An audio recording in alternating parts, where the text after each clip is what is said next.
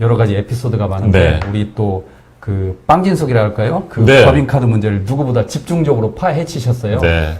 그런데 공교롭게도 이진숙 방통위원장이 최근 그 법인카드 유용 의혹으로 경찰로부터 세 번째 압수수색을 받았죠. 네, 맞습니다. 예, 그리고 또 법원은 이진숙 위원장의 그 KBS 감사 임명 효력도 지금 정지시켰습니다. 맞습니다. 그래서 새 정부 들어서 우리 이진숙 위원장이 물러나지 않을까라고 생각했는데 네. 지금 일부 언론을 보면 이진숙 위원장이 버티기 모드에 들어갔다라고 네. 나와 있습니다. 자, 어떻게 되는 겁니까? 이진숙 위원장의 향후 진로. 이진숙 위원장은 대한민국의 방송과 통신 정책을 책임지고 뭔가를 결정하고 또 그것을 실행할 자격이 없는 사람입니다. 예. 네, 기본적으로 최소한의 자격도 상실한 상태이고요.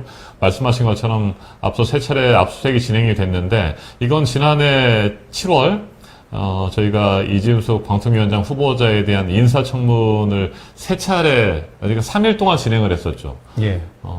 역대 그때 뭐 가장 긴 청문회였죠. 그렇죠. 사흘 그 동안. 전까지만 예. 해도 국무총리 인사청문회도 이틀인데 저희는 사흘 동안 했으니까요.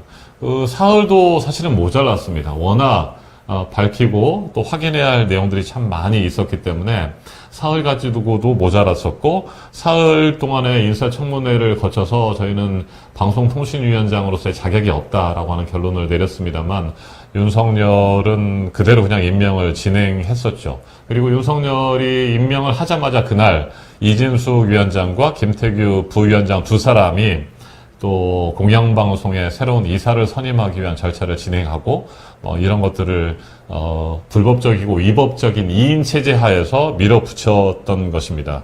그리고 무엇보다도 가장 중요한 것은 도덕적으로도 예.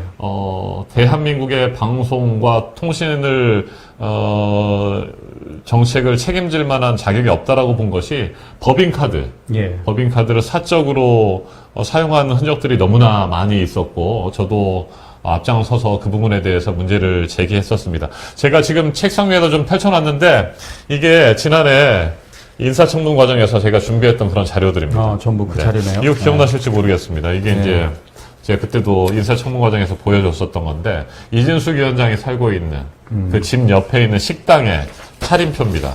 시청자들 네, 여기 보면은 그러니까 법인카드를 사적인 용도로 사용하면 안 됩니다. 그러니까 예를 들어서 본인이 밥을 혼자 먹는데 그것을 법인카드로 써서는 안 되는 것이고요. 뭐 와인 같은 것도 마찬가지.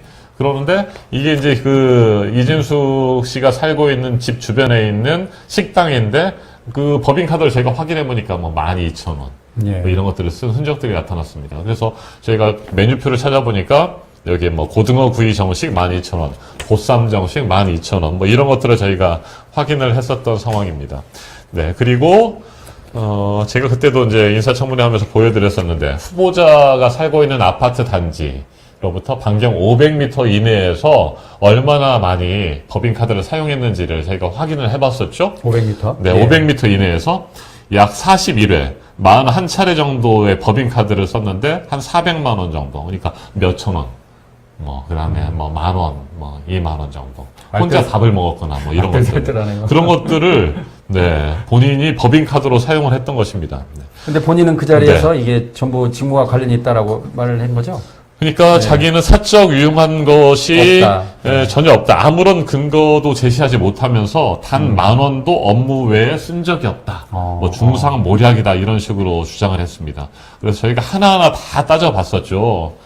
네, 그래서 그 문제점을 제기했었는데 그 옆에 있는 빵집에서는 심지어 본인이 대전 MBC 사장 사표를 낸 날까지도 서울에 있는 한 빵집과 본인이 살고 있던 대전 MBC 그 옆에 있던 관사 옆에 빵집에서 예. 거의 100만 원 가까운 빵을 구입해 법인카드로 긁어버린 적이 있었고요. 그러니까 보통 네. 일반적으로 사표 당일날은 그렇게 100만 원치의 그럼요. 빵을 산다는 게 아주 정말 그렇게 흔치 사서도 않은 안 되는 것이고요. 예. 더군다나 법인카드는 절대 개인 용도로 쓸 수 없도록 되어 있는데 뭐 집 근처에 있는 고급 양식집, 일식집, 와인바에서 주중은 물론이고 주말에도 가리지 않고 법인카드를 사용한 그런 흔적들이 나타났습니다. 그럼 혹시 네. 그렇게 그 사표 당일에도 100만 원치 빵을 샀다 그러면 혹시 네. 그 직원들에게 떠나는 사장이 뭐 준다든지 뭐 그러진 그렇게 않았나요? 주장을 했었죠. 그렇게 네, 주장을 네. 해서 저희가 확인을 해보니까 아. 받았다라고 하는 사람이 없어요. 나타나지 않아요.